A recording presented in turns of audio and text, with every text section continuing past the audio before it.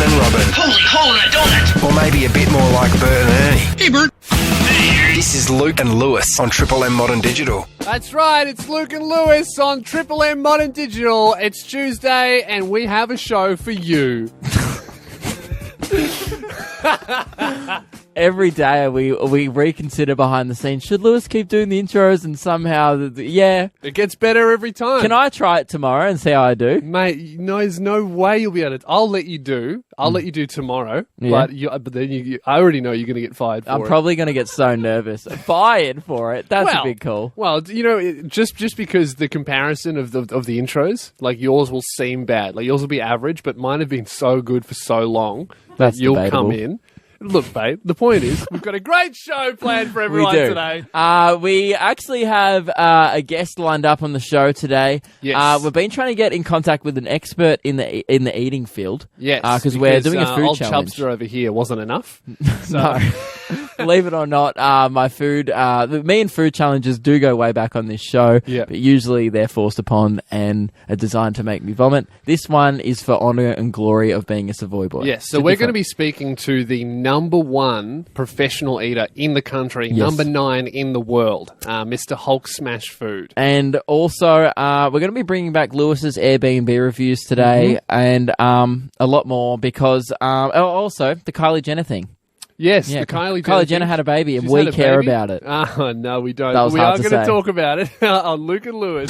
It's Luke and Lewis. On Luke. Triple M Modern Digital. Yes, it is. Luke, do you remember Pokemon Go? Yes, I do. Yeah. We all remember it. It was a fun time in my life that I look back on now and go, was it a good use of time spending weeks and weeks on end going out at night catching virtual Pokemon? No. Absolutely.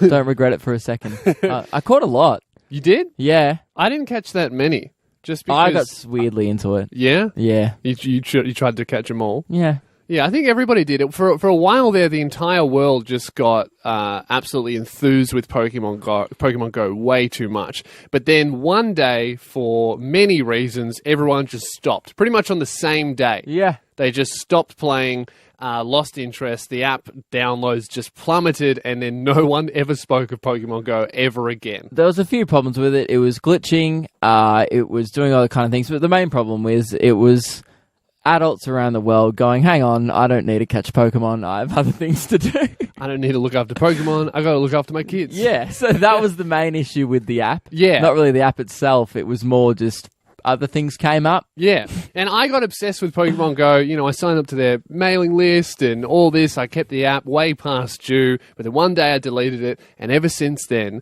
Pokemon Go has been sending me emails like... Still. Yeah. Give up. I got one today. Not coming back. They're desperate. They want me back. And Pokemon Go, I'm sorry, but we broke up. And you need to get over me, all right? Yeah. I know I was a good player. I know I was nice to you, but I've moved on with my life. You need to move on with yours. I think Pokemon Go doesn't realize that they're just a summer fling in my bad boy downloading apps life. I moved from one app to another. You're a bit of a player in the app game. Yeah, I'm a player of games. Lewis will get a fitness app, have it for a week, delete it. He doesn't care. Yeah, I just downloaded an organisation app the other day. I'm all about that now. Everything Sorry, is Pokemon a phase. Go, you just don't do it for me anymore, honey. No. Who's your current fling?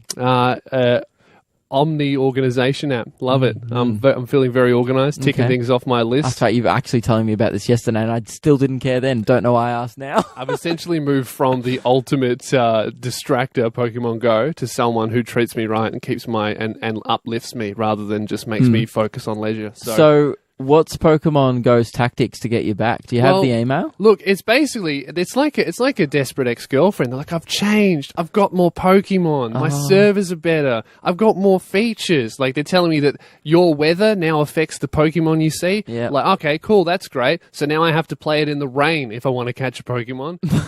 Not a plus. Not great for a phone game. Sorry, Pokemon Go. And they told me that over 3 billion Pokemon got caught in the Global Catch Challenge. Again, don't really care. And their final Well, that just shows to me that, you don't need me. If that many Pokemon are being caught out there, no, you don't need my contribution. Don't desperately email me and then play it cool. I know what you're doing. You want me back. The fact that you're sending that email shows you're desperate. Yeah, it's ridiculous. It's classic ex-girlfriend behaviour. Bloody Pokemon Go, get over me, honey. Now, their last selling point is catch legendary Pokemon in raid battles, where you meet up with other players and you all work together to catch one Pokemon. Sorry, Pokemon Go. I don't want to hang out with other people who play Pokemon Go. Pokemon Go is going to be on your doorstep in a week, chucking rocks at your window with a boombox, just going, I want to be the very best. And you shut your door, call the cops. That's how you do. We are a couple of days away from our eating challenge where we're going to attempt to eat 40 boxes of Savoys in just one day. Yep. We were challenged to do it in a week, but we scoffed at that. We thought, nah, we're going to do it in a day. Then we realised how difficult that would be. Yes, so we thought we need to get a hold of someone who's an expert in this field, and we got a hold of a professional eater. Yes. We've got him on the line now. He goes by the name of HulkSmashFood. HulkSmashFood, welcome to the show, mate. How you going, boys? Such a pleasure to meet a man of your eating capacity. I feel like I'm in the presence of greatness, and it's truly an honour. Well, thank you very much. Should I call you HulkSmashFood or Mr. Smash? Is that okay? Yep, anything's fine.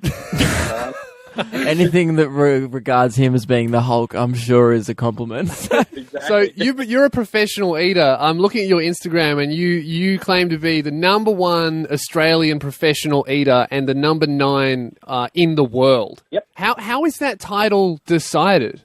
So you have ranking points from competitions. Obviously, there's the big ones in Australia, which would be like the Dandy Donuts one, or our biggest one is the Luna Park hot dog comp. So the bigger sanctioned events count for more points, and then you also get points for other challenges throughout the year. And those rankings are updated every 3 months. What's the most hot dogs you've ever done at the Luna Park one? I did the record this year. They're obviously a lot bigger than the little American ones, but the record was 14. We did 16 in 10 minutes. But wow. I just did a TV show in Indonesia, and we did them without the buns, but full-size hot dogs, and I did 54 in 4 minutes. That's insane. 54. I want to know, how do you become a professional eater? I did a competition probably about 2 years ago where it was not against other people. It was just sort of one of those finish this schnitzel in 45 minutes and get it for free. And free food. It was at a German pub, and I was telling my mates I could do it, and they didn't believe me. So we went back next week, and I actually finished it. And then I sort of got into it a little bit, and I thought I want to find one against other people. So I found a competition against some other people, and one of the highest ranked Australian guys was in that competition. And I won that first comp, and his name's Sir Eats a Lot. And I love the names. Yeah, we've been mates ever since, and we sort of just travelled around, and we've done the World Championships in America together, and just travel around sort of eating food, and it sort of just blossomed from there. What a duo. Sir Eats a Lot and Hulk Smash. It's pretty crazy that you can just walk into your first competition and beat the best Australian in your first competition. That'd be like me just smashing Usain Bolt in a running race because I felt like it. Yeah, it was certainly something I didn't expect or didn't think I had, but yeah, I didn't even know at the time there was specialty training for it and all that. I just sort of, I don't know, got a bit lucky and something I was good at. And now with the training and that, I think, you can sort of take it a little bit more seriously. Now, I've got to ask, Hulk, what's your nemesis food? We all have one. What's the one that you've had a crack at in the past and you just haven't got it done? Well, nothing's really got me because I've only sort of world-class champion. You talking to Luke? And they've never been finished by anyone. So I'm sort of unbeaten on the challenges, but I'm not a huge fan of anything with a lot of dough like pizzas because it just really jacks your jaw up. Like, you can't eat for 2 days afterwards if you're doing like half an hour of pizza or something like that. Yeah, so maybe something like a Savoy would be pretty difficult then. Yeah. Well, pretty dry. We actually wanted to have a chat to you about, we have an eating challenge coming up on the show. Would you be willing to stick around after the break and have a chat with us about our eating challenge? Yeah, definitely. Great. Brilliant. Thank you very much, mate. This is Luke and Lewis. And we are still joined by professional eater HulkSmashFood. Thanks for sticking with us, man. No worries, boys. So originally we asked on our show, what should we do with the 40 packets of Savoys that Arnott sent us? And a listener of our show was like, hey, you guys should try and eat all 40 packets in a week. And we scoffed at this. We said, easy. That's a light week for a Savoy boy.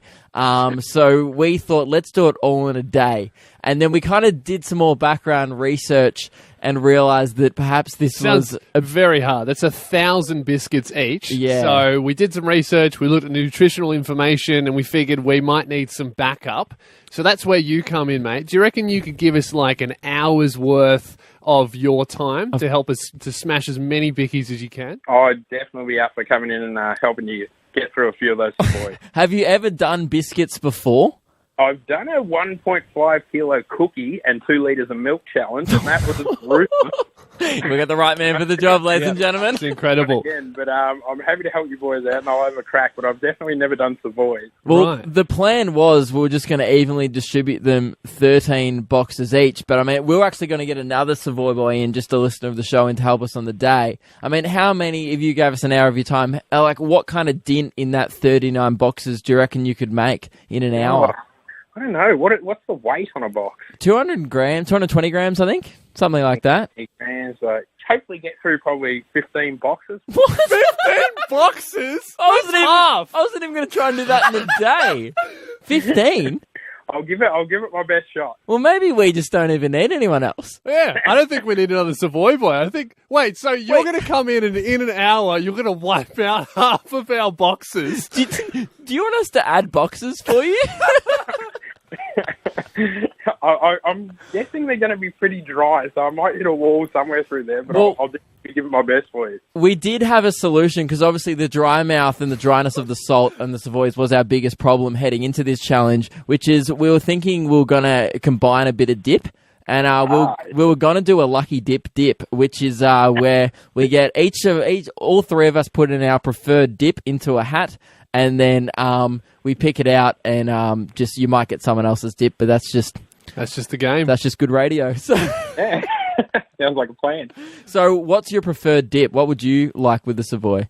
Oh, I'm a big fan of spring onion. Yep. All right. I was on the spring onion train too. Happy to move over to French. Very similar dip though.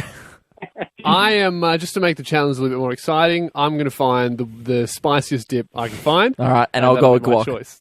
my choice. Someone's going to end up with the spicy one, someone will get guac, and someone will get spring onion. All right, it's decided. Will you eat the spicy one if you do draw out the spice? Of course. I've done the hottest stuff on the planet. What's the hottest thing you've done? There's a burger out in Manor Lakes at a restaurant called Cody's Cafe. Yeah. They do a burger called the Scorpion, which we ate live on the roller coaster at Luna Park. You ate on a roller coaster? Oh, the hottest burger in the world wasn't enough. Let's do it on a roller coaster. Yeah, I don't think we're even going to get to finish this challenge. HulkSmashers should come in and smash all these bickies. I might just have a little rest. We'll take the day off. If you just want to come in and eat these Savoys for us, that'd be great.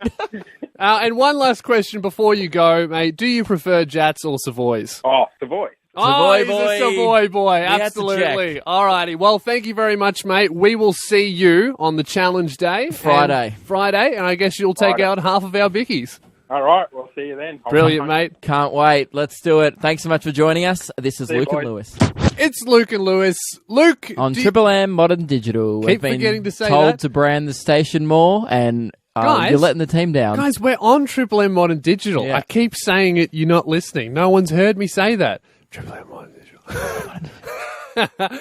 Now, as your listeners know, we only cover on-topic things. So, Luke, do you remember months ago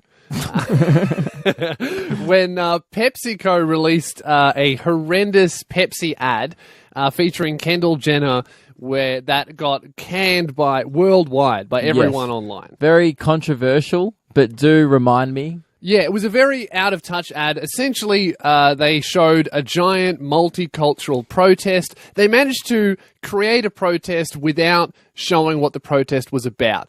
And it was protesters versus police, and Kendall Jenner was leading the protest, the social activist that she is. Yep. And what she did was to stop the police from stopping their protest. She gave one of the officers a can of Pepsi, and then the officers joined in with their revolution about nothing. Thanks to Pepsi. Were they just like what? Yeah, so it was never stated what the No, it was social never revolution stated. was. The only really thing that I could notice was it was very multicultural, but the one thing that tied everyone together was that everyone was like a 10 out of 10. Maybe they were protesting good advertisement And then they were like, we want a bad. And then like the ad happened. They got the Coke. Like, this is a terrible ad. And then they joined the protest. It was either that or just 10 out of 10s versus everybody else on the scale. Yeah. So that ad got absolutely trashed everywhere. Yeah. Everyone said it was out of touch. It was a publicity stunt. Yeah, it was taking advantage of social justice to make money. Yep.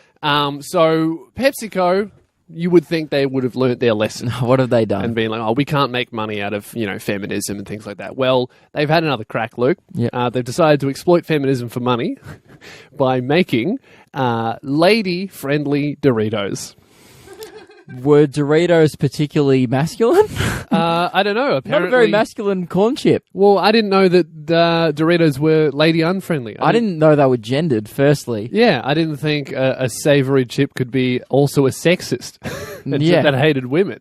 But what they've done is they've made a Dorito that is less crunchy, so it makes less noise when you eat it, and it also has less flavoring that would get off your fingers, because according to, for some reason, they believe that women don't like to crunch and they don't like to lick their fingers. I disagree. In public.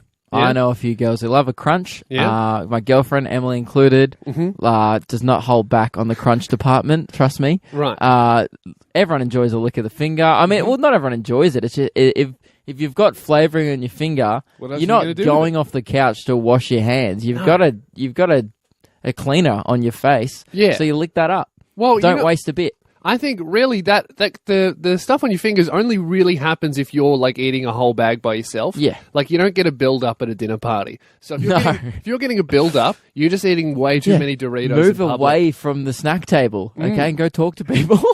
But the global chief executive of PepsiCo, which owned Doritos and Pepsi, said, although, this is a direct quote from him, this is how they're marketing it. He said, very, very in touch, this guy, he said, although women would love to crunch crisps loudly, lick their fingers, and pour crumbs from the bag into their mouth afterwards, they prefer not to do this in public. No one wants to do that. I have never seen a man get Doritos all over his fingers and then pour the rest of the bag in his mouth walking down the street. And then going, I'm not ashamed of that. Because I'm a man. But what they've done is they're marketing this new product. It comes in a smaller bag, same price, of course, so that women can fit the bag in their handbags. Yep. Which is something that I always hear from my girlfriend. Oh, this bag of Doritos is too big. I can't put it in my purse. Oh, you'd love it. You just bought a purse. You can fit it right in. Get out of my purse, all right? That's not where this segment's going. I think you bought this up. What do you want? Do you want me to buy you some ladylike Doritos? Well, you know what, mate? If you could find me a packet of Doritos that will fit my masculine wallet, I'll buy them. Easy. Why is that? Because it's a purse. Luke and Lewis. It's Luke and Lewis on what? It's on Triple M Modern Digital. That's the most right. modern and digital of the Triple M stations. 3 M's in that, everyone. Yep. And lots of one modern and one digital. And now, ladies and gentlemen, it's time for this. Lewis's reviews on AirBNB. Oi, don't touch that.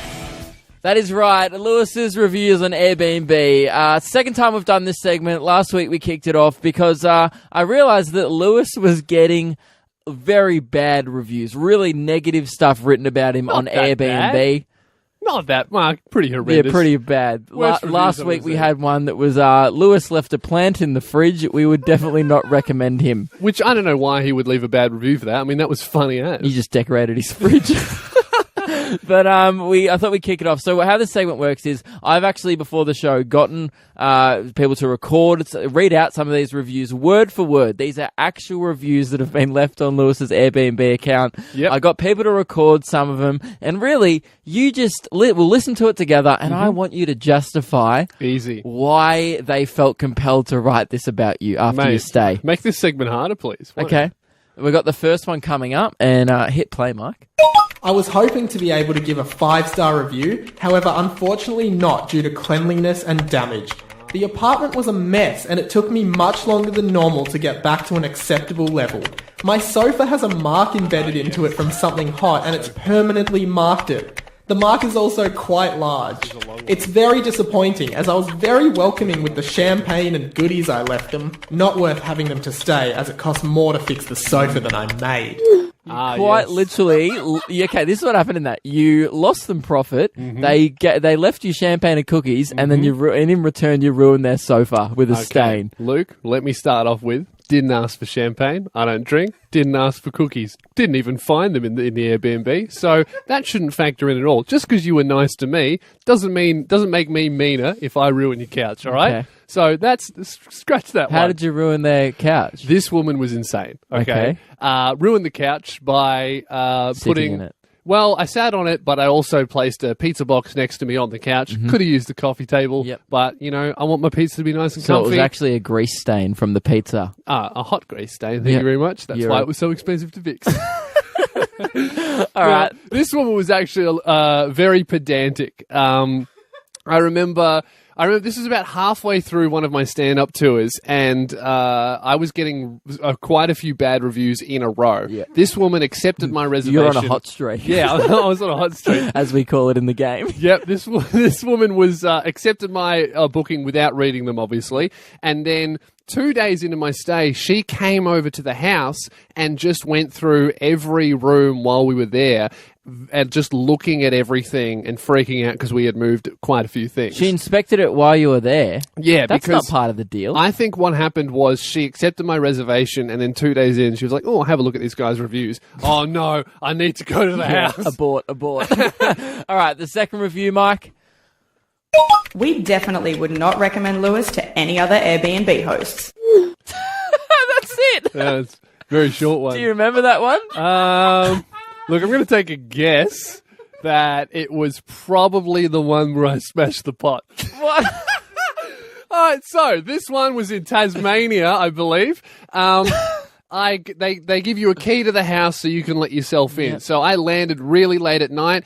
I had my luggage with me. I went up their garden path, and for some reason their path was it was one of those pot people where they just have pots all in their garden for no reason. They were filled with nothing. They were just ornamental pots. And I tapped one of these pots with my luggage, and it tipped over. It was full of water. It tipped over towards the door, and it didn't smash. It really sadly fell apart. It was obviously very, very old. It had water in it for years, and it just had enough. Not my fault at all. And I'm assuming you did the responsible thing, which was reporting a broken pot to the owner and going, hey, I've accidentally done this. I'm really sorry. Can pay for it. Well, I could have done that. Or what I could have done, which I think you'll agree with me, is a much smarter decision. I took the remaining pieces of the pot and I rolled them down the hill. Rolled them down the hill into the bushes, and my logic was, well, look, they probably won't see it until I'm gone. If they do see it, I'll just say, no, I don't know, the wind did it. One thing that... Unlikely. Well, one thing that... these guys were actually detectives. They did find the pot because when the pot fell towards the house and smashed against the door, all of the water that was in the pot went into the door before I did. Yep. So I had to clean that up. And sure, the wind did that too. Oh, yeah. But unfortunately, the wind didn't do a very good job at cleaning it up. So did you have to explain a grown adult to another grown adult that you'd smashed their pot and then decided to further ruin it by rolling it down a steep hill? Well, what happened was they actually were above where I was. Yep. So they looked out the window one day, obviously saw the pot in the garden. Yep. I didn't factor this in my calculations late at night of my pot rolling, hiding the pot. They came into my house, into their house in the Airbnb, and just started yelling at me. And I think I remember her saying, when I explained it that the wind did it, she said, "Do you expect me to believe that?" And you were like, "Not really, no. Come to think of it, when you say it out loud, no." It's Luke and Lewis on the triplest modern digital station, Triple M Modern Digital. And that's a fact. Heard it from the lead ambassador, Lewis Spears. Yep, Triple M Modern Digital. Hook it up in your Tesla. Every time they go brand the station more, they regret it. Right, so earlier we were talking about my horrible Airbnb reviews, and I thought the segment was very unfair, Luke, because you never bring up my positive reviews. Are there positive reviews? Yes, there are positive reviews. I've had to scroll through them, and it wasn't hard to find all those negative ones. I had a much longer scroll. Back to the early days of Airbnb when I was much more cautious, and I found this. Pleasant guy. My son thought he was fabulous, being a comedian. No problems. Fabulous. Comedian. They didn't say anything about your stay. Mate, that doesn't matter. Some dude's son was just a fan of your videos. Yep, and that can't get you a good review. What are you talking about, man? I did everything right in that house. Was that in Sydney? Yeah. Was that one where I stayed with you? Yeah, I don't know what the relevance to this question is. Well, because I think the only reason why you got a positive review on that one, if I remember correctly, we just didn't get caught. Potentially, but that still counts as a positive review. Lewis and I decided it would be funny. The guy whose house it was my idea. Let's not take credit for things. Yeah, the guy left his bike in the hallway of the house. Yep. And we thought it would be funny to ride laps around the house with his bike all week. And it was very funny. If you ever had to get to the kitchen from the bedroom, you just take the bike down the hall, and the walls were scratched. Well, mate, the walls were scratched mainly because he also left a ladder in his house that went nowhere. So I thought it would be funny to do a bit of ladder jousting with the bike. I think didn't go well with the walls. He looked like a fire truck, but it was just a guy riding a bike with a ladder on the side. But the most important thing, mate, is that I was nice to his kids. I can't believe that review was positive. Mate, what can I say? I'm fantastic. No problems. And Comedian. then, this continued on. We actually gained a reputation from that bike stunt. Because we posted videos of it. We did put it on our social media. This guy wasn't much of a detective at all. Right. We did post. I'm not sure how he didn't bust us. We posted videos of us riding a bike on social media. And then the next, we went to Canberra the next week. And then the guy said, hey, guy, the guy who was hosting us was like, hey, guys, here's the key. Here's all the information. By the way, if you cannot ride any bikes in the house, that'd be great. So he clearly was a fan and had seen our videos. Yeah, absolutely sprung bad. Still messed up his house, though. I don't care. We rode a dirt bike through that one. It's Luke and Lewis broadcasting across the network named Triple M Modern Digital. And it's time to talk about our Savoy challenge that we will be embarking on Friday. Yes. So earlier in the show, we did have a chat to a professional eater now who goes by the name of HulkSmashFood. Yes. Mr. Smash. Yes. And he's going to be joining us for about an hour or so. Well, apparently that's all he needs. Well, he's so good at eating. He reckons in an hour he could smash 15 boxes. Which is insane. That's 15 boxes. I was thinking I could get through 15 boxes in maybe 6 hours. Yeah. But he reckoned he could do it in 1. Which is just ridiculous. I don't think you can even do it in 6. But yeah, we're going to spend the whole day on this. Yeah. And so it's all going down on Friday. Friday will be the day of the challenge where we do the Savoy Boys proud. Yeah. And try and eat the 39 boxes that we have remaining from our sent 40 from Arnott's. Yep. Thank you very much to the people at Arnott's. Still waiting on another 60, but I'll let it slide. Not really. Still want them. But if there are any Savoy boys out there and girls can be Savoy boys, it's not really a gendered term, even though boys are in there. If you have any tips for us or even just some motivation, send it our way to the Luke and Lewis Facebook and Instagram. Originally, we did do a call out on the show where we wanted a Savoy boy to join us for the challenge, and since speaking to the Hulk, the man himself, we think, no, we don't even need we don't need another person. I mean, we essentially have King of the Savoy Boys on our We might have to buy him extra boxes to eat. Yeah. So what I was thinking, Luke, is maybe to excite the challenge a little bit, we could have a lucky dip. Yep. Yeah, which is what we discussed earlier. A lucky dip is obviously everyone has their preferred dip. Yes. We decided this. My preferred dip would be a guacamole. The Hulk's preferred dip would be spring onion. Yes. And yours, you decided to throw... I'm just going to find the spiciest thing I can find in the supermarket, chuck it in the bag, and pray to God that I don't pick it out. Your plan is, won't it be funny if someone else has to eat the spice? Yes. Yeah, but you're also running the risk of sabotaging the whole... 1 in 3 chance. Yeah. It's pretty likely that I'm going to get it. Yes. Might be shooting myself in the foot here. Yes. So Friday's the day where it's all going down, and boy, oh boy, are we nervous. Yes. And for 2 reasons. Savoy, boy, oh boy. Yes. We are very nervous because, firstly, there's legitimate health risks that we're discovering Yes. that could result of as a part of this challenge. We're eating, do you know how much salt is on a single Savoy, let alone 1,000? You did the math, didn't you? Yes, well, no, I didn't do the maths. Olive Yes. sent us in. We need to speak to a dietitian tomorrow, by the way. Yes. Like, we need to get on the phone to a dietitian. But Olive did send in that a listener of our show, she did a few quick calculations that the challenge, if completed, will result in Luke and Lewis exceeding the maximum recommended salt intake by 1,106%. That's a lot of salt. It's too much salt, ladies and gentlemen. And also, that's if we all eat 13 boxes each.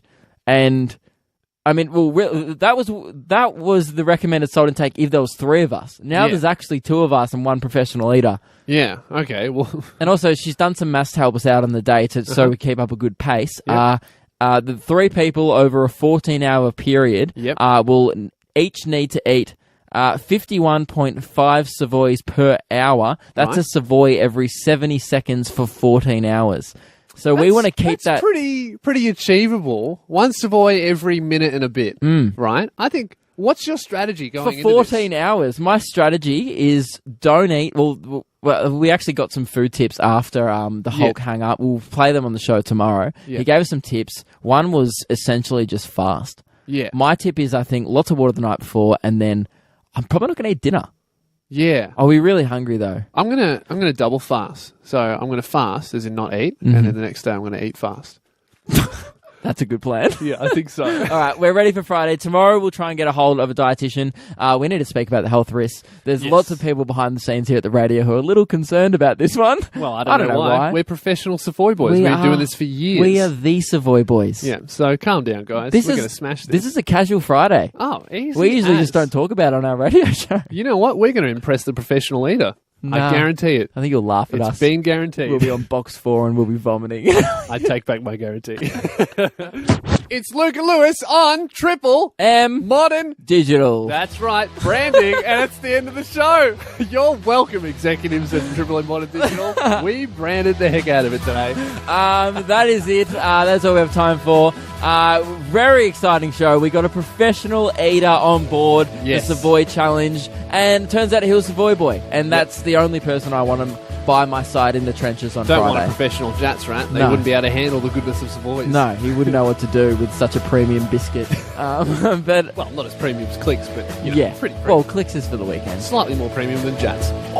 Maybe if we smash... If we plough through the 39 boxes, can we get to 40 with 1 pack of Clicks? Oh, yeah, let's do that. We get a Clicks at the end. So it's like the light at the end. We are. We're already planning what we're going to eat after 39 boxes of Savoy. I was feeling very nervous about this, but now that I know there's Clicks at the end of the tunnel, easy. I'll do anything for a Clicks fix. Yeah, Clicks fix on a Friday. Can't do anything more than that. Ladies and gentlemen, we'll be back tomorrow. You can check out the podcast on iTunes and check us out on social media. If you have any tips for us for our eating challenge, we would love to hear. Slide into our DMs, Luke and Lewis on Instagram. Until then, we will see you tomorrow. This is Luke and Lewis for lunch. Oh, no. It's not for lunch. Oh, no. But we still are on Triple M Modern Digital. Yes, Triple M Modern Digital. See you later. For dinner.